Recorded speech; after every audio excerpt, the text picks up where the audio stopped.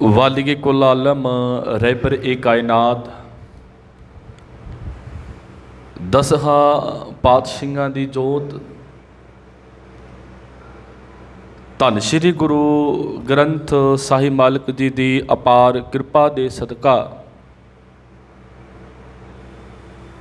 धन श्री गुरु ग्रंथ साहिब मालिक जी के पहले प्रकाश दिहाड़े नूं समर्पित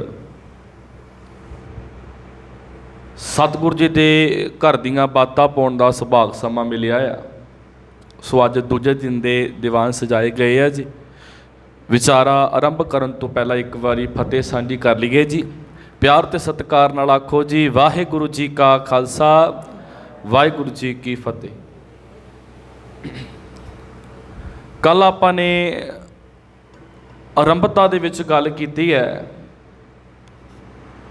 कि गुरु ग्रंथ साहिब मालिक जी के अंदर जो मूल मंत्र है उहदा स्वरूप कित्थों तक है तो जिहड़ी उहदी गिनती है वो किन्नी किन्नी है। कल आपां गई गल दी विचार कीती है। दूजी आपां ने गल विचारी सीगी कि जो गुरु ग्रंथ साहिब मालिक जी के अंदर 100 दर दा रूप है उही सच मनना आ। किसी संस्था नूं मुख रख के नहीं आपां चलना। आपां रहत मर्यादा ते गुरु ग्रंथ साहिब मालिक जी की गल मन के असी ये विचार कर सकते हैं कि 100 दर दा असली रूप किहड़ा आ। अगली आपां ने गल कीती सी कि कीर्तन सुहेला नहीं है, शब्द सिर्फ सुहेला बाणी है। अपने कोल ते असी नाल उहदे कोई तखल्लस ला के असी बाणी के नाम नूं बदल रहे हैं। असी गुरु तो सियाणे बन रहे हैं। मैं शब्द कह दवां गुरु तो सियाणा नहीं सिख हो सकता जी। सो इस करके जो गुर कह सोई भल मानो। अपने दिमाग के घोड़े भजा के असी गुरबाणी दी विचार नूं कह लवां मैं जा गुरबाणी के नाम नूं असी बदलीए ना। अज आपां ने गल कल इत्थे छड्डी सी कि गुरबाणी की तरतीब की है जी। अज का विशा होएगा गुरबाणी की तरतीब। एक तो आपां गल करांगे राग की तरतीब की है जी। राग दे विच किद्दां तरतीब आई है। एक पूरे गुरु ग्रंथ साहिब की आपां तरतीब की अज विचार करनी है। ते नाल दी नाल कुछ शब्द ऐसे ने जिहड़े संगतां ने पढ़े जरूर ने जी। जिहड़ियां संगतां सहज पाठ करदियां उन्हां ने पढ़े जरूर ने। जा उन्होंने वो पढ़ते नहीं, जा उन्होंने विचारते नहीं, जा उन्होंने समझ नहीं पैंदे। उन्होंने शब्दों उत्ते भी आपां चानना पाउणा। थोड़ी जी गल पहला आपां ये कर लीए कि गुरु ग्रंथ साहिब मालिक जी के अंदर है की है। बहुत लोगों के घर जाईदा जी जदों गुरु ग्रंथ साहिब मालिक जी का अखंड पाठ साहिब हुंदा जां सहज पाठ हुंदा जां सुखमनी साहिब हुंदा आ। माफ़ करियो बहुत लोगों नूं यही नहीं पता कि गुरु ग्रंथ साहिब मालिक जी दे विच है की है। जिमें आम कोई धार्मिक ग्रंथ जिमें रामायण की गल करते हैं कि रामायण दे विच जिमें कोई कहानी चलती है एक बंदे नूं लेके, जिमें महाभारत दे विच एक बंदे नूं लेके लड़ाई की गल चलती है। कईयां दे मन विच बस यही सोच है कि शायद गुरु ग्रंथ साहिब मालिक जी के अंदर भी कोई कहानियां दा समूह चलता है, कोई कहानी चलती है कि वह कहानियां दा संग्रह गुरु ग्रंथ साहिब मालिक है। नहीं भलिओ गुरु ग्रंथ साहिब मालिक जी के अंदर 4 चीज़ां आ, ये नोट कर लियो। पहली गल गुरु ग्रंथ साहिब मालिक जी के अंदर सच की विचार है। गुरु ग्रंथ साहिब मालिक जी के अंदर सच की विचार है। दूजा गुरु ग्रंथ साहिब मालिक जी के अंदर ये दस्या गया कि उस सच नूं पाउणा किद्दां आ। पहला विचार की है जी सच की। दूजा दस्या गया आ कि जेड़े सच की गल गुरु ग्रंथ साहिब मालिक जी कर रहे ने उस सच नूं पाउणा किद्दां आ। तीजी गल कीती गई है कि जेड़े लोग सच नाल जुड़ गए, वो भगत कह लो, संत कह लो, गुरसिख कह लो, गुरमुख कह लो, उन्हां दा जीवन किद्दां दा आ। जेड़े सच नाल जुड़े हुए ने उन्हां दा जीवन किद्दां दा आ। चौथी गल कि जेड़े इस सच नाल टुटे हुए ने उन्हां दा जीवन किद्दां दा आ। फिर रिपीट कर दवां जी, सच दी विचार, सच नूं पाउण दा रस्ता, सच नाल जुड़े हुए लोकां दी गल ते सच नाल टुटे हुए लोकां दी गल। ये 4 गल्लां गुरु ग्रंथ साहिब मालिक जी दे अंदर दर्ज ने। अगली गल हुण तरतीब ते पहुंचे हो जी। 14 अंग तो ਸ਼੍ਰੀ ਰਾਗ ਆਰੰਭ ਹੁੰਦਾ ਜੀ ਕਿੰਨੇ ਅੰਗ ਤੋਂ ਜੀ? ਸਾਰੇ ਬੋਲਿਓ, ਬੀਬੀਆਂ ਬੋਲਿਆ ਕਰੋ, ਕਿੰਨੇ ਅੰਗ ਤੋਂ ਜੀ? 14 ਅੰਗ ਤੋਂ ਸ਼੍ਰੀ ਰਾਗ ਦੀ ਆਰੰਭਤਾ ਹੋ ਗਈ। ਸ਼੍ਰੀ ਰਾਗ ਗੁਰੂ ਗ੍ਰੰਥ ਸਾਹਿਬ ਮਾਲਕ ਜੀ ਦਾ ਪਹਿਲਾ ਅੰਗ ਆਪਣਾ ਰਾਗ ਹੈ ਜੀ, ਠੀਕ ਹੈ ਜੀ, ਇੱਥੋਂ ਆਰੰਭ ਹੋ ਗਿਆ ਹੈ। ਹੁਣ ਸ਼੍ਰੀ ਰਾਗ ਦੇ ਅੰਦਰ ਜੇ ਆਪਾਂ ਗੱਲ ਕਰੀਏ ਕਿ ਸ਼੍ਰੀ ਰਾਗ ਦੀ ਤਰਤੀਬ ਕੀ ਹੈ, ਹੁਣ ਤੁਸੀਂ ਇੱਥੇ ਮੈਂ ਬੋਲ ਕੇ ਨਹੀਂ ਜਾਣਾ ਜੀ, ਆਪ ਨੇ ਸਿੱਖ ਕੇ ਵੀ ਜਾਣਾ। ਜਿਵੇਂ ਵੀਰ ਜੀ ਨੇ ਹੁਣੇ ਲਫ਼ਜ਼ ਕਿਹਾ ਕਿ ਜਿਹੜੇ ਗੁਰੂ ਨੂੰ ਅਸੀਂ ਪੜ੍ਹਦੇ ਹਾਂ, ਮੱਥਾ ਟੇਕਦੇ ਹਾਂ, ਜਿਹਦੀ ਬਾਣੀ ਨੂੰ ਅਸੀਂ ਰੋਜ਼ ਪੜ੍ਹਦੇ ਹਾਂ, ਉਸ ਗੁਰੂ ਗ੍ਰੰਥ ਸਾਹਿਬ ਮਾਲਕ ਜੀ ਬਾਰੇ ਬਾਹਰਲੀ ਤੌਰ 'ਤੇ ਕਿੰਨਾ ਕੁ ਜਾਣਦੇ ਹਾਂ ਅਸੀਂ। ਹੁਣ ਇੱਥੇ ਸ਼੍ਰੀ ਰਾਗ ਦੇ ਅੰਦਰ ਤਰਤੀਬ ਦੇਖਣੀ ਹੈ ਜੀ ਆਪਾਂ ਨੇ। ਪਹਿਲਾਂ ਤਾਂ ਆਪ ਸਭ ਨੂੰ ਪਤਾ ਆ ਇਹ ਗੁਰੂ ਗ੍ਰੰਥ ਸਾਹਿਬ ਮਾਲਕ ਜੀ ਅੰਦਰ ਕਿੰਨੇ ਗੁਰੂਆਂ ਦੀ ਬਾਣੀ ਹੈ ਜੀ? ਕਿੰਨੇ ਗੁਰੂਆਂ ਦੀ ਬਾਣੀ ਹੈ ਜੀ? 6 ਗੁਰੂਆਂ ਦੀ, ਆਪ ਸਭ ਨੂੰ ਪਤਾ ਆ।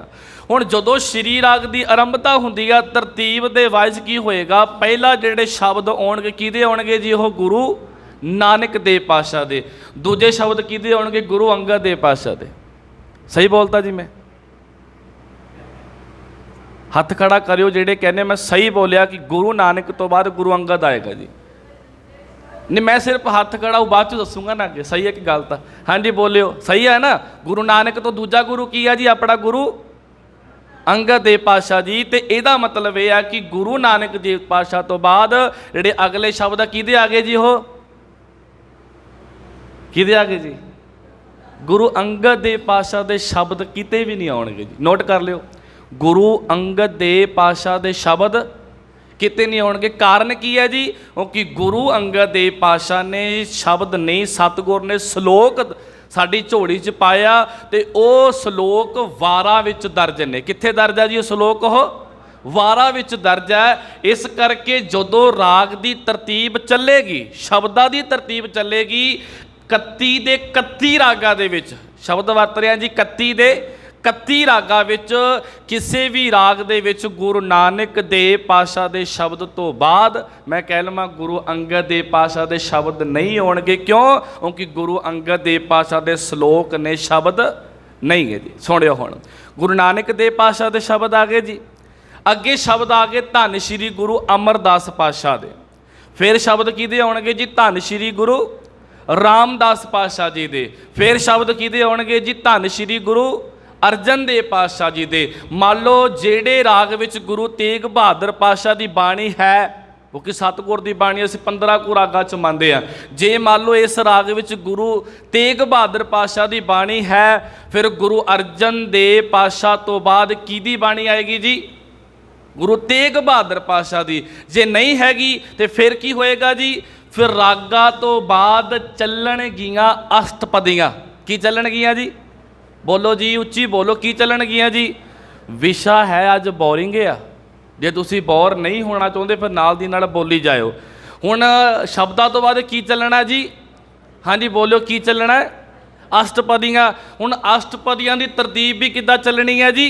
ਗੁਰੂ ਨਾਨਕ ਦੇਵ ਪਾਤਸ਼ਾਹ ਦੀ ਅਸ਼ਟਪਦੀਆਂ, ਧੰਨ ਗੁਰੂ ਅਮਰਦਾਸ ਪਾਤਸ਼ਾਹ ਦੀਆਂ ਅਸ਼ਟਪਦੀਆਂ, ਧੰਨ ਗੁਰੂ ਰਾਮਦਾਸ ਪਾਤਸ਼ਾਹ ਦੀਆਂ ਅਸ਼ਟਪਦੀਆਂ ਤੇ ਧੰਨ ਸ਼੍ਰੀ ਗੁਰੂ ਅਰਜਨ ਦੇਵ ਪਾਤਸ਼ਾਹ ਦੀਆਂ ਅਸ਼ਟਪਦੀਆਂ। ਤੇ ਅੱਗੇ ਬੋਲੋ ਜੀ, ਅੱਗੇ ਗੁਰੂ ਤੇਗ ਬਹਾਦਰ ਪਾਤਸ਼ਾਹ ਦੀ ਕੋਈ ਅਸ਼ਟਪਦੀ ਨਹੀਂ ਹੈ। ਰੱਟਾ ਨਹੀਂ ਮਾਰਨਾ, ਸੁਣਿਓ ਗੱਲ।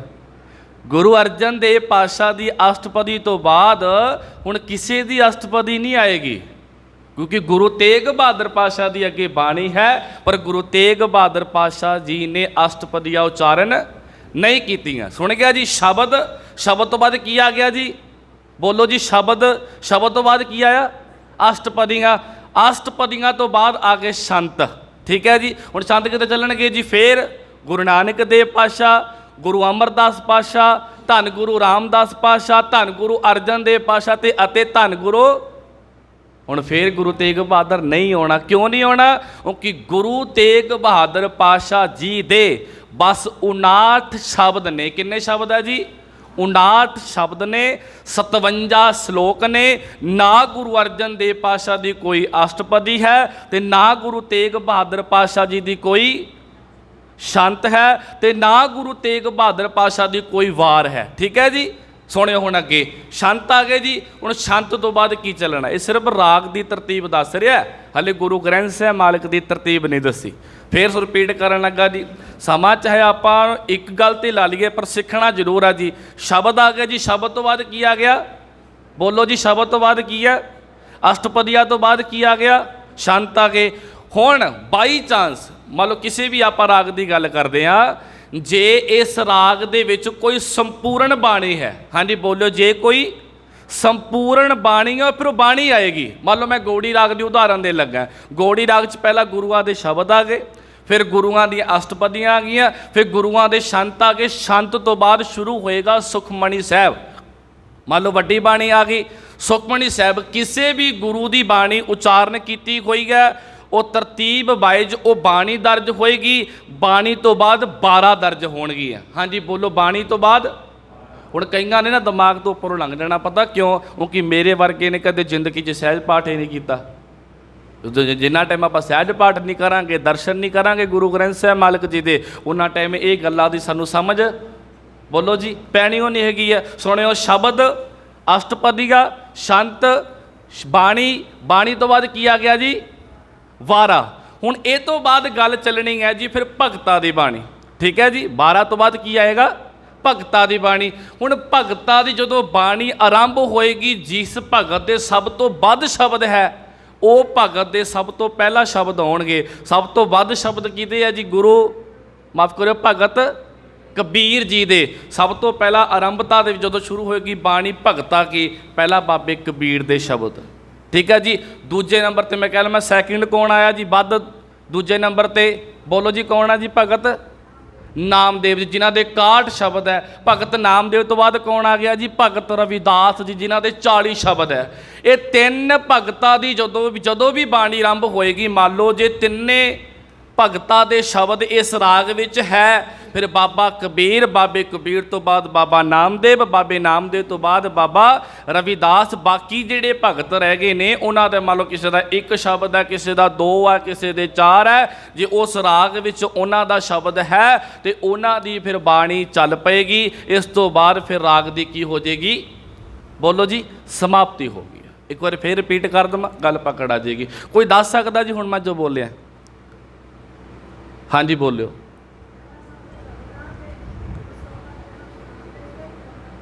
नहीं इदा नहीं, बस इदा ही बोल दो। शब्द हो गए, अष्टपदियाँ हो गई, छंत हो गए, बाणी हो गई, 12 हो गई।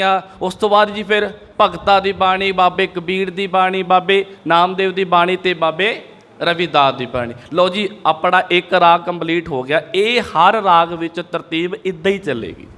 अगली गल हुण गुरु ग्रंथ साहिब मालिक की तरतीब की गल करते हैं जी। 14 अंग तो जिहड़े पहले 13 अंग है जी, वो हैगे ने 13 दे 13 अंग राग मुक्त। जपजी साहिब किहड़े राग च है जी? बोलियो, बोलो जी। 2 बीबियां नूं छड्ड के बोलिया करो, माता नरिंदर कौर ते माता गुरदीप कौर नूं छड्ड के बोलो, उन्होंने नॉलेज है कि दस देंगे। होर भी मौका देंगे ना आप। जपजी साहिब किहड़े राग च है जी?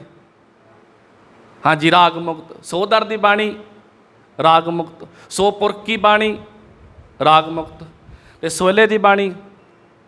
जे आपां देखीए इन्हां दे उपर राग है, जदों अपने सही समय मतलब कह लवां जावां सही राग, जदों इन्हां दा राग चलेगा आसा राग, उदों फिर गल चलनी है सोहदर दी भी।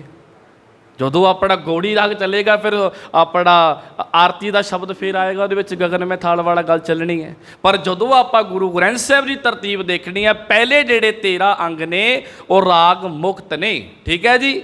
गुरु ग्रंथ साहिब की तरतीब हुण 14 अंग तो लेके 1353 तक। बोलो जी, 14 अंग तो लेके 1353 तक। फिर बोलो जी, 14 अंग तो लेके 1353 तक। इत्थे 31 राग का एक पूरा सैट है जी। किन्ने रागां दा? 31 राग का। श्री राग पहला, लास्ट वाला किहड़ा जी? जैजाबंती, ठीक है जी। जैजाबंती 1353-52 तो शुरू होंदा है, एक अंग पूरा ते अद्धा उधर वाला, ते उत्थे जाके समाप्त हो जाता 1353 ते। हुण सुनियो जी, 1353 ते फिर शुरू होंदे सहस्कृति श्लोक महला पहला। उदों ये श्लोक आरंभ होंदे जी, फिर सहस्कृति श्लोक महला 5वां। फिर ये चलते हैं जी 1360 तक, 1353 तो लेके 1353 ਉੱਚੀ ਬੋਲੋ ਜੀ, ਬੋਲਿਆ ਕਰੋ। ਤੇ ਮੈਂ ਤਾਂ ਕਿਹਾ ਵੀਰ ਜੀ ਥੋੜਾ ਚਾਹ ਪਾਣੀ ਵੀ ਸ਼ਾਮ ਨੂੰ ਕਰ ਦਿਆ ਕਰੋ, ਥੋੜਾ ਫਿਰ ਉਹ ਐਨਰਜੀ ਜੀ ਰਹਿੰਦੀ ਹੈ ਨਾ। ਬੋਲੋ ਜੀ 1353 ਤੋਂ ਲੈ ਕੇ 1360 ਤੱਕ। ਹੁਣ ਯਾਦ ਰੱਖਿਓ 1360 ਤੇ ਆ ਕੇ ਸੈਂਸਕ੍ਰਿਤੀ ਸ਼ਲੋਕ ਸਮਾਪਤ ਹੋ ਗਏ। ਹੁਣ 3 ਬਾਣੀਆਂ ਆਉਣੀਆਂ ਜੀ ਅੱਗੇ, ਤਰਤੀਬ ਗਾਥਾ, ਉਸ ਤੋਂ ਬਾਅਦ ਫੁਨਹੇ, ਉਸ ਤੋਂ ਬਾਅਦ ਚੌਬੋਲੇ। ਇਹ 3 ਬਾਣੀਆਂ 4 ਅੰਗਾਂ ਤੱਕ ਸਮਾਪਤ ਹੋ ਜਾਣੀਆਂ। 1360 ਤੋਂ ਲੈ ਕੇ 1364 ਤੱਕ ਇਹ ਬਾਣੀਆਂ ਦੀ ਸਮਾਪਤੀ ਹੋ ਜਾਣੀ ਹੈ। ਠੀਕ ਹੈ ਜੀ, 1364 ਤੱਕ ਤਿੰਨੇ ਬਾਣੀਆਂ ਦੀ ਸਮਾਪਤੀ ਹੋ ਗਈ ਹੈ। ਹੁਣ 1364 ਤੇ ਕੀ ਸ਼ੁਰੂ ਹੋ ਗਿਆ ਜੀ? ਭਗਤ ਕਬੀਰ ਜੀ ਦੇ ਸ਼ਲੋਕ। ਬੋਲੋ ਜੀ, ਭਗਤ ਕਬੀਰ ਜੀ ਦੇ ਸ਼ਲੋਕ। ਇਹ 1300 ਜਦੋਂ 64 ਤੋਂ ਸ਼ੁਰੂ ਹੋਏ ਤੇ 1377 ਤੱਕ ਚੱਲੇ ਜੀ। ਇਹ ਕਿੱਥੇ ਤੱਕ ਚੱਲੇ ਜੀ? 1377 ਤੱਕ। ਤੇ 1377 ਤੋਂ ਹੀ ਬਾਬੇ ਫਰੀਦ ਦੇ ਸ਼ਲੋਕ ਸ਼ੁਰੂ ਹੋ ਗਏ ਜੀ। ਜਿਹੜੇ 1300, ਮੈਂ ਕੱਲ੍ਹ ਵੀ ਗੱਲ ਕਹੀ ਸੀ, ਹੁਣ ਮੈਨੂੰ ਪਤਾ ਹੈ ਮੈਂ ਤਾਂ ਪਤਾ ਨਹੀਂ ਕਿੱਦਾਂ ਰੱਟੇ ਲਾਏ ਆ। ਹੁਣ ਤੁਸੀਂ ਸੁਣ ਕੇ ਚਲੇ ਜਾਣਾ ਤੇ ਬਾਅਦ 'ਚੋਂ ਕਹਿਣਾ ਭਾਈ ਸਾਹਿਬ ਪਤਾ ਨਹੀਂ ਕੀ ਬੋਲੀ ਹੈ। ਮੈਂ ਕੱਲ੍ਹ ਵੀ ਕਿਹਾ ਕਾਪੀ ਲੈ ਕੇ ਆਇਓ। ਸਿੱਖਣ ਦੀ ਦੇਖੋ ਚਾਹਨਾ ਤਾਂ ਤੁਹਾਡੇ ਅੰਦਰ ਹੈਗੀ, ਜਿੰਨੇ ਤੁਸੀਂ ਪਹੁੰਚੇ ਹੋ, ਬਸ ਆਹ ਕੰਮ ਵੀ ਪੂਰੀ ਕਰੋ। ਓਕੇ, ਮਿਹਨਤ ਕਰਕੇ ਮੈਂ ਵੀ ਬਹਿੰਦਾ ਜੀ, ਤੇ ਮੈਨੂੰ ਲੱਗਦਾ ਮਿਹਨਤ ਅਜ਼ਾਈ ਨਾ ਜਾਵੇ। ਜਿੰਨਾ ਕੁ ਵੀ ਪੱਲੇ ਪੈਂਦਾ ਉਹਨਾਂ ਕੁ ਪਾਇਆ ਕਰੋ। ਠੀਕ ਹੈ ਜੀ, 1360 ਤੋਂ ਲੈ ਕੇ 1364 ਤੱਕ ਗਾਥਾ, ਫੁਨਹੇ, ਚੌਬੋਲੇ। 1364 ਤੋਂ ਲੈ ਕੇ 1377 ਤੱਕ ਬਾਬੇ ਕਬੀਰ ਦੇ ਸ਼ਲੋਕ। 1377 ਤੋਂ ਲੈ ਕੇ 1384 ਤੱਕ, 84 ਲਾਸਟ ਵਿੱਚ ਜਾ ਕੇ ਬਾਬੇ ਫਰੀਦ ਦੇ ਸ਼ਲੋਕ ਖਤਮ ਹੋ ਗਏ। ਫਿਰ 1385 ਤੇ ਸ਼ੁਰੂ ਹੁੰਦੇ ਸਵਈਏ ਸ਼੍ਰੀ ਮੁਖ ਵਾਕ ਮਹੱਲੇ ਪੰਜਵੇਂ ਕੇ। ਇਹ ਚੱਲਣਗੇ ਜੀ 1385 ਤੋਂ ਲੈ ਕੇ 1399 ਤੱਕ। ਫਿਰ 1399 ਤੋਂ ਬਾਣੀ ਸ਼ੁਰੂ ਹੋਏਗੀ ਜੀ ਫਿਰ ਪੱਟਾ ਕੇ ਸਵਈਏ। ਠੀਕ ਹੈ ਜੀ, ਜਦੋਂ ਸਵਈਏ ਇੱਥੋਂ ਆਰੰਭ ਹੋ ਗਏ ਜੀ, ਇਹ ਸਵਈਏ ਚੱਲਦੇ ਰਹਿਣੇ ਆ। ਗੁਰੂ ਨਾਨਕ ਦੇਵ ਪਾਤਸ਼ਾਹ ਦੀ ਉਸਤਤ ਦੇ ਵਿੱਚ ਸਵਈਏ 10, ਗੁਰੂ ਅੰਗਦ ਦੇਵ ਪਾਤਸ਼ਾਹ ਦੀ ਉਸਤਤ ਦੇ ਵਿੱਚ 10, ਗੁਰੂ ਅਮਰਦਾਸ ਪਾਤਸ਼ਾਹ ਦੀ ਉਸਤਤ ਵਿੱਚ 22, ਧੰਨ ਗੁਰੂ ਰਾਮਦਾਸ ਪਾਤਸ਼ਾਹ ਦੀ ਉਸਤਤ ਵਿੱਚ 60 ਤੇ ਆਪਣਾ ਗੁਰੂ ਅਰਜਨ ਦੇਵ ਪਾਤਸ਼ਾਹ ਦੀ ਉਸਤਤ ਵਿੱਚ 21। ਲਓ ਜੀ ਜੋੜ 10 10 20 ਤੇ 20 ਤੇ 22 42, 42 ਤੇ 60 ਕਿੰਨੇ ਹੋ ਗਏ ਜੀ? 102। 102 ਤੇ 21 ਕਿੰਨੇ ਹੋ ਗਏ ਜੀ? 100। ਬੋਲੋ ਜੀ, ਪਤਾ ਮੈਥ ਵਿੱਚ ਵੀ ਅੱਗੇ ਸੀਗਾ, ਬਾਕੀ ਮੇਰਾ ਬੇੜੇ ਬੈਠਾ ਸੀਗਾ, ਪਤਾ ਲੱਗ ਗਿਆ 123 ਹੋ ਗਏ ਜੀ। ਕਿੰਨੇ ਹੋ ਗਏ ਜੀ? 100। ਹੁਣ ਇੱਕ ਗੱਲ ਹੋਰ ਸਿੱਖ ਲਿਓ, ਪੱਟਾ ਦੇ ਟੋਟਲੀ ਕਿੰਨੀ ਗਿਣਤੀ ਹੋ ਗਈ ਸਵਈਆ ਦੀ ਜੀ? ਬੋਲੋ 123। ਇਹ ਚੱਲੀ ਗਿਆ ਜੀ 1409 ਅੰਗ ਤੱਕ। ਕਿੱਥੇ ਤੱਕ ਗਿਆ ਜੀ? 1409 ਅੰਗ ਤੱਕ। ਪੂਰਾ 1409 ਅੰਗ ਸਮਾਪਤ ਹੋ ਗਿਆ। 1410 ਤੇ ਫਿਰ ਸ਼ੁਰੂ ਹੋ ਗਿਆ ਸ਼ਲੋਕ ਵਾਰਾ ਤੇ ਵਧੀਕ। ਠੀਕ ਹੈ ਜੀ, ਇੱਥੋਂ ਸ਼ੁਰੂ ਹੋ ਗਿਆ। ਫਿਰ ਜਿਹੜੇ ਸ਼ਲੋਕ ਗੁਰੂ ਨਾਨਕ ਦੇਵ ਪਾਤਸ਼ਾਹ ਦੇ ਵਧੇ ਸਨ, ਉਹ ਅਗਲੀ ਵਾਰੀ ਕਿਹਦੀ ਆਏਗੀ ਜੀ? ਹੁਣ ਬੋਲੋ ਜੀ, ਗੁਰੂ ਨਾਨਕ ਦੇਵ ਪਾਤਸ਼ਾਹ ਦੇ ਸ਼ਲੋਕਾਂ ਤੋਂ ਬਾਅਦ ਕਿਹਦੇ ਸ਼ਲੋਕ ਆਉਣਗੇ ਜੀ? ਹਾਂਜੀ, ਕੰਫਿਊਜ਼ ਹੋ ਗਏ ਨਾ। ਗੁਰੂ ਅੰਗਦ ਦੇਵ ਪਾਤਸ਼ਾਹ ਦੇ ਸ਼ਲੋਕ ਪਿੱਛੇ ਹੀ ਸੈੱਟ ਹੋ ਗਏ, ਉਹ ਅੱਗੇ ਨਹੀਂ ਆਏ। ਗਿਣਤੀ ਪਹਿਲੀ ਉਹਨਾਂ ਦੀ 63 ਸੀਗੀ, ਉਹ 12 'ਚ ਸੈੱਟ ਹੋ ਗਏ। ਠੀਕ ਹੈ ਜੀ, ਅੱਗੇ ਹੁਣ ਜਿਹੜੇ ਸ਼ਲੋਕ ਵਾਰਾ ਤੇ ਵਧੀਕ ਹੈ ਨਾ ਜੀ, ਉਸ ਤੋਂ ਪਹਿਲਾਂ ਗੁਰੂ ਨਾਨਕ ਦੇਵ ਪਾਤਸ਼ਾਹ ਜੀ ਦੇ, ਫਿਰ ਧੰਨ ਗੁਰੂ ਅੰਗਦ ਦੇਵ ਅਮਰਦਾਸ ਪਾਤਸ਼ਾਹ ਜੀ ਦੇ, ਧੰਨ ਸ਼੍ਰੀ ਗੁਰੂ ਰਾਮਦਾਸ ਪਾਤਸ਼ਾਹ ਜੀ ਦੇ, ਧੰਨ ਸ਼੍ਰੀ ਗੁਰੂ ਅਰਜਨ ਦੇਵ ਪਾਤਸ਼ਾਹ ਦੇ, ਧੰਨ ਸ਼੍ਰੀ ਗੁਰੂ ਤੇਗ ਬਹਾਦਰ ਪਾਤਸ਼ਾਹ ਦੇ ਸ਼ਲੋਕ ਵਾਰਾ ਦੇ ਵਧੀਕ ਹੈਡਿੰਗ 'ਚ ਹੈ। ਅਸੀਂ ਇਹਨੂੰ ਕੀ ਕਹਿਣ ਲੱਗੇ ਹਾਂ ਜੀ? ਭੋਗ ਵਾਲੇ। ਬੋਲੋ ਜੀ, ਮੈਂ ਪੂਰੀ ਪੰਕਤੀ ਕਰਨੀ। ਭੋਗ ਵਾਲੇ ਸ਼ਲੋਕ ਸਾਰੀ ਬਾਣੀ ਲੰਘਾ ਦਿੰਦੇ ਅਸੀਂ। ਜਦੋਂ ਸ਼ੁਰੂ ਹੁੰਦਾ ਗੁਣ ਗੋਬਿੰਦ ਗਾਇਓ ਨਹੀਂ, ਫਿਰ ਅਸੀਂ ਬਹਿ ਜਾਂਦੇ ਹਾਂ। ਅਸੀਂ ਕਿੱਥੇ, ਮਾਫ਼ ਕਰੋ ਥੋੜ੍ਹੀ ਜਿਹੀ ਗੱਲ ਇਹ ਵੀ ਕਰਨਾ, ਕਿੱਥੇ ਖੜ੍ਹੇ ਹਾਂ? ਅਸੀਂ ਕਰ ਕੀ ਰਹੇ ਹਾਂ? ਆਪਣੇ ਨਾਲ ਧੋਖਾ ਕਿ ਗੁਰੂ ਨਾਲ ਧੋਖਾ ਕਰ ਰਹੇ ਹਾਂ? ਸੋਚਣ ਵਾਲੀ ਗੱਲ ਹੈ ਨਾ। ਸ਼ਲੋਕ ਵਾਰਾ ਦੇ ਵਧੀਕ ਹੈਡਿੰਗ ਹੇਠ ਆਈ ਹੈ ਗੁਰੂ ਤੇਗ ਬਹਾਦਰ ਪਾਤਸ਼ਾਹ ਦੇ ਸ਼ਲੋਕ, ਭੋਗ ਵਾਲੇ ਸ਼ਲੋਕ। ਭਾਈ ਸਾਹਿਬ ਬਾਕੀ ਕੁਛ ਪੜ੍ਹਾਇਓ ਚਾਹੇ ਨਾ ਪੜ੍ਹਾਇਓ, ਤੇ ਗੁਰੂ ਤੇਗ ਬਹਾਦਰ ਪਾਤਸ਼ਾਹ ਦੇ ਸ਼ਲੋਕ ਜ਼ਰੂਰ ਸੁਣਾ ਦਿਓ ਜੀ। ਉਹ ਕੋਈ ਮਾਈ ਨੇ ਖੰਡ ਪਾਠ ਸਾਹਿਬ ਰਖਾ ਲਿਆ। ਮੈਂ ਤਾਂ ਇਹ ਵੀ ਕਹਿੰਦਾ ਹੁੰਦਾ, ਕਈਆਂ ਨੂੰ ਗੁੱਸਾ ਲੱਗ ਜਾਂਦਾ ਕਿ ਖੰਡ ਪਾਠ ਸਾਹਿਬ ਨਾ ਕਰਾਇਆ ਕਰੋ, ਸਹਿਜ ਪਾਠ ਕਰਾਓ। ਜੇ ਨਹੀਂ ਆਪ ਕਰ ਸਕਦੇ, ਜੇ ਕਰ ਸਕਦੇ ਹੋ ਆਪ, ਤੇ ਆਪ ਜ਼ਰੂਰ ਕਰਿਆ ਕਰੋ। ਉਹ ਮਾਈ ਨੇ ਰਖਾ ਲਿਆ ਜੀ ਖੰਡ ਪਾਠ ਸਾਹਿਬ। ਹੁਣ ਤੁਹਾਨੂੰ ਵੀ ਪਤਾ ਜੀ, ਗੁਰਦੁਆਰਾ ਸਾਹਿਬ ਕੋਈ ਰਖਾ ਕੇ ਚਲੇ ਜਾਂਦਾ ਆ। ਉਹ ਅੱਜ ਆਰੰਭ ਕਰਾ ਕੇ ਜੀ 5 ਪੌੜੀਆਂ ਸੁਣੀਆਂ ਜਪਜੀ ਸਾਹਿਬ ਦੀਆਂ, ਚਲੇ ਗਏ। ਭਾਈ ਸਾਹਿਬ ਮੱਧ ਦਾ ਭੋਗ ਕਿੰਨੇ ਵਜੇ ਪੈਣਾ ਜੀ? ਇੰਨੇ ਵਜੇ ਆ ਜਿਓ ਜੀ। ਆ ਕੇ ਫੇਰ ਚਲੇ ਗਏ ਜੀ। ਹਾਂਜੀ, ਭੋਗ ਕਿੰਨੇ ਵਜੇ ਪੈਣਾ ਜੀ? ਇੰਨੇ ਵਜੇ। ਆ ਗਏ ਜੀ, ਚਲੇ ਗਏ ਜੀ। ਸਾਡਾ ਤਾਂ 5100 ਬਣ ਗਿਆ। ਤੇ ਤੁਹਾਡੇ ਪੱਲੇ ਕੀ ਪਿਆ ਬੋਲਿਓ। ਤੇ ਮੈਨੂੰ ਤਾਂ 150 ਅਗਲਾ ਅਰਦਾਸ ਵੀ ਦੇ ਜਾਂਦਾ ਹੈ, ਤੇ ਮੇਰਾ ਤਾਂ ਰੁਪਈਆ 400-500 ਬਣ ਗਿਆ, ਮੇਰੀ ਦਿਹਾੜੀ ਪੈ ਗਈ, ਤੇ ਤੁਹਾਡੇ ਪੱਲੇ ਕੀ ਪਿਆ ਜੀ? ਤੁਹਾਡਾ ਨੁਕਸਾਨ। 5100 ਵੀ ਗਿਆ, ਜਿਹੜਾ 200-250 ਮੈਨੂੰ ਦਿੱਤਾ ਉਹ ਵੀ ਗਿਆ, ਜਿਹੜਾ ਦੇਗ ਦਾ ਖਰਚਾ ਉਹ ਵੀ ਗਿਆ, ਜਿਹੜਾ ਰੁਮਾਲੇ ਦਾ ਖਰਚਾ ਉਹ ਵੀ ਗਿਆ। ਕਹਿੰਦਾ ਭਾਵ ਨਾ ਕਰਦੇ 6-7 ਹਜ਼ਾਰ ਦੇ ਹੇਠਾਂ ਆ ਗਏ। ਆਊਟਪੁੱਟ ਕੀ ਹੈ ਜੀ? ਬੋਲੋ ਜੀ, ਮੈਂ ਨਹੀਂ ਬੋਲਣਾ। ਆਊਟਪੁੱਟ ਕੀ ਹੈ ਜੀ? ਹੁਣ ਇਹ ਨਾ ਕਿ ਜੇ ਭਾਈ ਸਾਹਿਬ ਅਖੰਡ ਪਾਠ ਸਾਹਿਬ ਦੇ ਖਿਲਾਫ ਹੈ, ਮੈਂ ਅਖੰਡ ਪਾਠ ਸਾਹਿਬ ਦੇ ਖਿਲਾਫ ਨਹੀਂ ਹੈ, ਪਰ ਜੋ ਅਸੀਂ ਗੱਲ ਕਰਦੇ ਆ ਕੰਮ, ਮੈਂ ਉਹ ਚੀਜ਼ ਦੇ ਖਿਲਾਫ ਹੈ। ਅਸੀਂ ਨਹੀਂ ਪ੍ਰੋਪਰ ਸੁਣਦੇ, ਨਹੀਂ ਅਸੀਂ ਬਹਿਨੇ, ਅਸੀਂ ਨਹੀਂ ਬਾਣੀ ਨੂੰ ਕੋਲ ਬੈਠ ਕੇ ਸਰਵਣ ਕਰਦੇ। ਹੁਣ ਸੁਣਿਓ ਜੀ, ਮਾਈ ਨੇ ਰਖਾ ਲਿਆ ਜੀ ਅਖੰਡ ਪਾਠ, ਥੋੜ੍ਹੀ ਜਿਹੀ ਗੱਲ ਵੀ ਤਾਂ ਕਿ ਤੁਹਾਡਾ ਮਾਹੌਲ ਵੀ ਬਣਿਆ ਰਹੇ ਨਾ।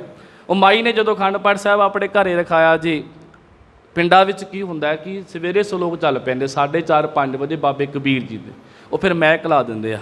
ਉਹ ਫਿਰ ਜਿਹੜਾ ਪਾਠੀ ਵਧੀਆ ਆਵਾਜ਼ ਵਾਲਾ ਹੁੰਦਾ ਉਹਨੂੰ ਬਿਠਾ ਦਿੰਦੇ ਆ ਜੀ, ਅਤੇ ਉਹ ਚੱਲਦਾ ਜੀ। ਫਿਰ ਬਾਬੇ ਕਬੀਰ ਦੇ ਸਲੋਕ ਚੱਲੇ ਜੀ, ਅਤੇ ਉਸ ਤੋਂ ਬਾਅਦ ਬਾਬੇ ਫਰੀਦ ਦੇ ਸਲੋਕ ਚੱਲੇ। ਬਾਬੇ ਫਰੀਦ ਦੇ ਸਲੋਕਾਂ ਵਿੱਚ ਇੱਕ ਪੰਕਤੀ ਆਉਂਦੀ ਹੈ ਕਿ ਮਲਕਲ ਮੌਤ ਜਾਂ ਆਵਸੀ ਸਭ, ਬੋਲੋ ਜੀ, ਸਭ ਦਰਵਾਜ਼ੇ ਭੰਨ। ਮਾਈ ਨੇ ਸੁਣ ਲਈ, ਉਹਨੂੰ ਇੰਨੀ ਕੁ ਪੰਕਤੀ ਪੱਲੇ ਪੈ ਗਈ ਉਹਦੇ ਜੀ।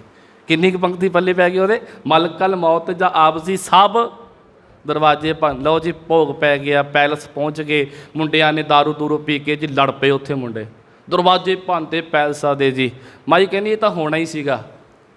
ਉਹ ਕਹਿੰਦੇ ਕਿਉਂ ਹੋਣਾ ਸੀ? ਕਹਿੰਦੀ ਸਵੇਰੇ ਬਾਬਾ ਪੜ੍ਹਦਾ ਸੀਗਾ ਮਲਕਲ ਮੌਤ ਜਾਪ ਸੀ ਸਭ ਦਰਵਾਜ਼ੇ ਤਾਂਜ ਦਰਵਾਜ਼ੇ। ਸਾਡਾ ਹਾਲ ਇਹ ਹੈ, ਅਸੀਂ ਗੱਲ ਕਿੱਥੇ ਤੇ ਕਿੱਥੇ ਜੋੜਦੇ। ਸਭ ਦਰਵਾਜ਼ੇ ਭੰਨ ਗਏ, ਦਰਵਾਜ਼ੇ ਭੰਨ ਹੋ ਗਏ। ਜੇ ਅਸੀਂ ਇੱਦਾਂ ਹੀ ਚੱਲੀ ਗਏ, ਸਾਡਾ ਹਾਲ ਇਹੀ ਹੈ ਜੀ। 400 ਸਾਲਾਂ ਤੋਂ ਵੱਧ ਹੋ ਗਿਆ ਆ ਗੁਰੂ ਗ੍ਰੰਥ ਸਾਹਿਬ ਮਾਲਕ ਜੀ ਦਾ ਪ੍ਰਕਾਸ਼ ਹੋਏ ਨੂੰ, ਪਰ ਹਾਲੇ ਤੱਕ ਵਿਚਾਰਿਆ ਤੇ ਸਮਝਿਆ ਕੁਛ ਨਹੀਂ ਹੈਗਾ। ਠੀਕ ਹੈ ਜੀ। ਵਾਰਾ ਤੇ ਵਧੀਕ ਤੇ ਚੱਲਦਾ ਰਿਹਾ ਜੀ 1429 ਤੱਕ। 1429 ਤੇ ਫਿਰ ਮੁਧਾਵਣੀ ਸ਼ੁਰੂ ਹੋ ਗਿਆ ਜੀ। 1429 ਦੇ ਵਿੱਚ ਹੀ ਕੀ ਆਰੰਭ ਹੈ ਜੀ? ਸ਼ਲੋਕ ਮਹਿਲਾ ਪੰਜਵਾਂ 13 ਕੀਤਾ ਜਾਤੋ ਨਹੀਂ। ਤੇ 1429 ਦੇ ਲਾਸਟ ਵਿੱਚ ਹੀ ਰਾਗਮਾਲਾ ਆਰੰਭ ਹੋ ਗਈ। ਇੱਕ ਪੰਕਤੀ ਆਪਾਂ ਹੇਠਾਂ ਪੜ੍ਹਦੇ, ਫਿਰ ਅਗਲੀ ਪੂਰੀ ਰਾਗਮਾਲਾ 1430 ਅੰਗ ਉੱਤੇ ਪੜ੍ਹਦੇ ਹਾਂ ਜੀ। ਫਿਰ 1430 ਅੰਗ ਉੱਤੇ ਗੁਰੂ ਗ੍ਰੰਥ ਸਾਹਿਬ ਮਾਲਕ ਦੀ ਕੀ ਹੋ ਗਈ ਹੈ ਜੀ? ਸਮਾਪਤੀ। ਇਹ ਗੁਰੂ ਗ੍ਰੰਥ ਸਾਹਿਬ ਮਾਲਕ ਜੀ ਦੀ ਤਰਤੀਬ ਹੈ। ਤੇ 1 ਤਰੀਕ ਨੂੰ ਆਪਣਾ ਮਨਾਉਣਾ ਜੀ ਆਪਾਂ ਨੇ ਗੁਰੂ ਗ੍ਰੰਥ ਸਾਹਿਬ ਮਾਲਕ ਦਾ ਪ੍ਰਕਾਸ਼ ਦਿਹਾੜਾ। ਜੇ ਕੋਈ ਸੁਣਾ ਸਕਦਾ ਹੋਇਆ, ਠੀਕ ਹੈ ਵੀਰ ਜੀ, ਜੇ ਕੋਈ ਗੁਰੂ ਗ੍ਰੰਥ ਸਾਹਿਬ ਮਾਲਕ ਦੀ ਤਰਤੀਬ ਸੁਣਾ ਸਕਦਾ ਹੋਇਆ ਤੇ ਜ਼ਰੂਰ ਸੁਣਾਇਓ ਜੀ ਕਿ ਭਾਈ ਮੈਨੂੰ ਯਾਦ ਹੋ ਗਈ ਐਡੀ। ਅੱਗੇ ਹੁਣ ਆਪਾਂ ਫਿਰ ਇੱਕ ਵਾਰੀ ਸ਼੍ਰੀ ਰਾਗ ਤੇ ਵਾਪਸ ਆ ਜਾਈਏ ਜੀ। ਸ਼੍ਰੀ ਰਾਗ ਜਦੋਂ ਆਪਾਂ ਪੜ੍ਹਦੇ ਆ ਜੀ 91 ਨੰਬਰ ਅੰਗ ਉੱਤੇ, 91 ਨੰਬਰ ਜੀ, 91 ਨੰਬਰ ਅੰਗ ਦੇ ਉੱਤੇ ਇੱਕ ਸ਼ਬਦ ਸ਼ੁਰੂ ਹੁੰਦਾ, ਜਨਨੀ ਜਾਣਤ ਸੁਤ ਵੱਡਾ ਹੋਤ ਇਤਨਾ ਕੂ ਨਾ ਜਾਣੇ ਦਿਨ ਦਿਨ ਅਵਧ ਘਟਤ ਹੈ। ਪੜ੍ਹਦੇ ਨਾ ਜੀ ਆਪਾਂ, ਉਹਦੇ ਉੱਪਰ ਇੱਕ ਚੀਜ਼ ਲਿਖੀ ਹੋਈ ਹੈ ਜੀ ਕਿ ਏਕ ਸਵਾਨ ਕੈ ਘਰ ਗਾਵਣਾ। ਇਹੀ ਪੜ੍ਹਿਆ ਜੀ ਆਪਾਂ ਨੇ। ਹੁਣ ਇਹਦਾ ਅਰਥ ਕੀ ਹੈ ਜੀ? ਦੇਖੋ, ਗੁਰੂ ਮਾਲਕ ਨੇ ਸਾਨੂੰ ਅਵੇਸਲਾ ਨਹੀਂ ਛੱਡਿਆ ਜੀ, ਬੜਾ ਸੁਚੇਤ ਰੱਖਿਆ। ਪਰ ਜਿਹਨੂੰ ਸਤਿਗੁਰ ਨੇ ਸੁਚੇਤ ਕੀਤਾ ਉਹ ਕੌਮ ਬਿਲਕੁਲ ਅਵੇਸਲੀ ਹੋ ਗਈ ਹੈ। 91 ਨੰਬਰ ਅੰਗ ਦੇ ਉੱਤੇ ਸ਼ਬਦ ਲਿਖਿਆ ਗਿਆ ਕਿ ਜਨਨੀ ਜਾਣ ਸੁਤ ਵੱਡਾ ਹੋਤ। ਇਹਦੇ ਉੱਪਰ ਇੱਕ ਸਿਰਲੇਖ ਦਿੱਤਾ ਗਿਆ, ਇਹ ਭਗਤ ਕਬੀਰ ਜੀ ਦਾ ਸ਼ਬਦ ਆਰੰਭ ਹੁੰਦਾ ਆ। ਉਹਦੇ ਉੱਪਰ ਇਹ ਹੈਡਿੰਗ ਦਿੱਤਾ ਗਿਆ ਕਿ ਏਕ ਸਵਾਨ ਕੇ ਘਰ ਗਾਵਣਾ। ਹੁਣ ਗੁਰੂ ਅਰਜਨ ਦੇਵ ਪਾਤਸ਼ਾਹ ਨੂੰ ਪੁੱਛੋ, ਸਤਿਗੁਰ ਇਹ ਕਿਆ ਲਿਖਿਆ ਤੁਸੀਂ? ਮਾਲਕ ਕਹਿੰਦੇ ਪੁੱਤਰ 24 ਨੰਬਰ ਅੰਗ ਤੇ। ਹਾਂਜੀ ਬੋਲੋ, 24 ਨੰਬਰ ਅੰਗ ਤੇ ਪੜ੍ਹ ਕੇ ਆਇਆ ਨਾ, ਏਕ ਸਵਾਨ ਦੋਏ ਸਵਾਨੀ ਨਾਲ। ਉਹ ਜਿਹੜਾ ਸ਼ਬਦ ਆ ਕਿਹੜੇ ਘਰ 'ਚ ਪੜ੍ਹ ਕੇ ਆਇਆ ਸਤਿਗੁਰ? ਮੈਂ ਜਦੋਂ ਉਹ ਪੜ੍ਹਿਆ ਤੇ ਮੈਨੂੰ ਲੱਗਦਾ ਜੀ ਉਹ ਮੈਂ ਘਰ ਚੌਥੇ 'ਚ ਪੜ੍ਹਿਆ। ਹਾਂਜੀ ਬੋਲਿਓ, ਘਰ ਚੌਥੇ 'ਚ ਪੜ੍ਹਿਆ। ਸਤਿਗੁਰ ਕਹਿੰਦੇ ਇੱਥੇ ਮੈਂ ਬੁਝਾਰਤ ਪਾਈ ਹੈ ਕਿ ਜਿਹੜਾ 24 ਨੰਬਰ ਅੰਗ ਦੇ ਉੱਤੇ ਤੂੰ ਇਹ ਸ਼ਬਦ ਪੜ੍ਹਿਆ, ਏਕ ਸਵਾਨ ਦੋਏ ਸਵਾਨੀ ਨਾਲ, ਘਰ ਚੌਥੇ 'ਚ ਪੜ੍ਹਿਆ ਆ। ਤੇ ਪੁੱਤਰ ਬਾਬੇ ਕਬੀਰ ਦਾ ਸ਼ਬਦ ਵੀ ਤੂੰ ਉਸੇ ਘਰ 'ਚ ਪੜ੍ਹਨਾ ਜਿਹੜਾ ਤੂੰ 24 ਨੰਬਰ ਅੰਗ ਤੇ ਪੜ੍ਹ ਕੇ ਆਇਆ। ਲਓ ਜੀ, ਗੁਰੂ ਅਰਜਨ ਦੇਵ ਪਾਤਸ਼ਾਹ ਐਡਾ ਖਿਲਾਰਾ ਪਾਉਣ ਦੀ ਕਿਉਂ ਲੋੜ ਸੀ? ਏਕ ਸਵਾਨ ਕੇ ਘਰ ਗਾਵਣਾ ਲਿਖਣ ਦੀ ਥਾਂ ਤੇ ਤੁਸੀਂ ਘਰ ਚੌਥਾ ਹੀ ਲਿਖ ਦਿੰਦੇ। ਸਤਿਗੁਰ ਕਹਿੰਦੇ ਮੈਂ ਲਿਖ ਤਾਂ ਦੇਣਾ ਸੀਗਾ, ਪਰ ਮੈਂ ਇਹ ਦੇਖਣਾ ਸੀਗਾ ਕਿ ਮੇਰਾ ਸਿੱਖ ਬਾਣੀ ਸੁਚੇਤ ਹੋ ਕੇ ਪੜ੍ਹਦਾ ਕਿ ਨਹੀਂ ਪੜ੍ਹਦਾ ਹੈ। ਉੱਥੇ ਪੜ੍ਹਿਓ ਜੀ ਤੁਸੀਂ। ਅਗਲੀ ਗੱਲ 93 ਅੰਗ ਦੇ ਉੱਤੇ ਆ ਜਾਓ ਜੀ। ਉਹ 93 ਅੰਗ ਦੇ ਉੱਤੇ ਬਾਬੇ ਬੇਣੀ ਦਾ ਸ਼ਬਦ ਸ਼ੁਰੂ ਹੁੰਦਾ ਤੇ ਬਾਬੇ ਬੇਣੀ ਦੇ ਸ਼ਬਦ ਦੇ ਨਾਲ ਲਿਖਿਆ ਹੋਇਆ ਪਹਿਰਿਆ ਕੇ ਘਰ ਗਾਵਣਾ। ਕੀ ਲਿਖਿਆ ਜੀ?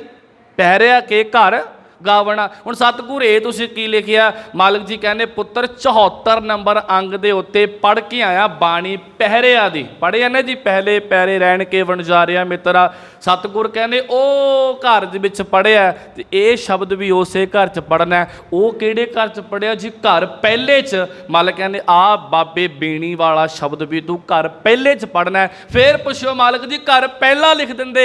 ਸਤਿਗੁਰ ਕਹਿੰਦੇ ਮੈਂ ਤੈਨੂੰ ਬਾਣੀ ਰੱਟਾ ਮਾਰਨ ਵਾਸਤੇ ਨਹੀਂ ਦਿੱਤੀ, ਮੈਂ ਚਾਹੁੰਦਾ ਕਿ ਪੁੱਤਰ ਜਦੋਂ ਤੂੰ ਬਾਣੀ ਪੜ੍ਹੇ ਵੀ ਉਦੋਂ ਅੱਖਾਂ ਖੋਲ ਕੇ ਪੂਰਾ ਸੁਚੇਤ ਹੋ ਕੇ ਪੜ੍ਹੇ ਕਿ ਮੇਰਾ ਗੁਰੂ ਮੈਨੂੰ ਕੀ ਕੀ ਸਮਝਾਉਂਦਾ ਆ। ਦੇਖੋ ਹੁਣ 74 ਅੰਗ ਕਿੱਥੇ ਆ ਤੇ 93 ਅੰਗ ਕਿੱਥੇ ਆ, 24 ਅੰਗ ਕਿੱਥੇ ਆ ਤੇ ਯਾਦ ਰੱਖੋ 91 ਅੰਗ ਕਿੱਥੇ ਆ। ਮਾਲਕ ਕਿੰਨਾ ਸਾਨੂੰ ਪਿੱਛੇ ਇੱਕ ਟੈਸਟ ਲੈ ਰਹੇ ਆ ਕਿ ਤੂੰ 91 ਅੰਗ ਤੱਕ ਪਹੁੰਚ ਗਿਆ ਪੁੱਤਰ, ਕਿ 24 ਅੰਗ ਦੀ ਤੈਨੂੰ ਗੱਲ ਯਾਦ ਹੈ ਕਿ ਨਹੀਂ ਹੈ, ਕਿ ਭੱਜੀ ਹੋ ਜਾਂਦਾ ਆ, ਕਿ ਦੌੜੀ ਹੋ ਜਾਂਦਾ ਆ। ਇਹ ਸਤਿਗੁਰ ਨੇ ਸਾਡਾ ਇੱਥੇ ਟੈਸਟ ਲਿੱਤਾ ਜੀ। ਅੱਗੇ ਹੁਣ ਪਹੁੰਚਿਓ ਜੀ 250 ਅੰਗ ਦੇ ਉੱਤੇ ਜੀ। ਸੁਖਮਨੀ ਸਾਹਿਬ ਤੋਂ ਪਹਿਲਾਂ ਕਿਹੜੀ ਬਾਣੀ ਸ਼ੁਰੂ ਹੁੰਦੀ ਹੈ ਜੀ?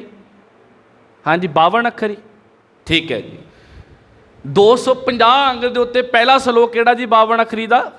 ਗੁਰਦੇਵ ਮਾਤਾ ਗੁਰਦੇਵ ਪਿਤਾ। ਬੋਲੋ ਜੀ ਗੁਰਦੇਵ ਗੁਰਦੇਵ। ਜਦੋਂ 250 ਅੰਗ ਦੇ ਉੱਤੇ ਬਾਣੀ ਸ਼ੁਰੂ ਹੁੰਦੀ ਹੈ 262 ਤੇ ਸਮਾਪਤ ਹੁੰਦੀ ਹੈ ਜੀ ਬਾਣੀ। ਤੁਸੀਂ ਦੇਖਿਓ ਜਿਹੜਾ ਪਹਿਲਾ ਸ਼ਲੋਕ ਤੁਸੀਂ ਪੜ੍ਹਿਆ ਗੁਰਦੇਵ ਮਾਤਾ ਗੁਰਦੇਵ ਪਿਤਾ ਦਾ, ਉਹੀ ਸ਼ਲੋਕ ਲਾਸਟ ਵਿੱਚ ਚਲਾ ਗਿਆ 262 ਸੁਖਮਨੀ ਸਾਹਿਬ ਤੇ ਉੱਪਰ। ਉੱਥੇ ਵੀ ਲਿਖਿਆ ਗੁਰਦੇਵ ਮਾਤਾ ਗੁਰਦੇਵ ਪਿਤਾ। ਜਦੋਂ ਇਹ ਸ਼ਬਦ ਖਤਮ ਹੋ ਗਿਆ ਸ਼ਲੋਕ ਤੇ ਥੱਲੇ ਲਿਖਿਆ ਹੋਇਆ ਇਹ ਸ਼ਲੋਕ ਆਦ ਅੰਤ ਪੜ੍ਹਨਾ।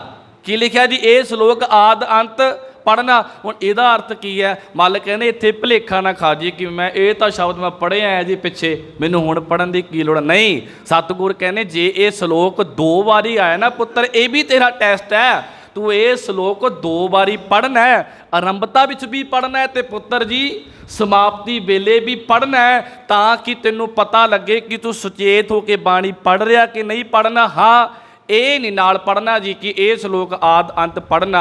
ਇਹ ਸਤਿਗੁਰ ਨੇ ਸਾਨੂੰ ਦਿੱਤਾ ਹੋਇਆ ਇੱਕ ਸੰਕੇਤ।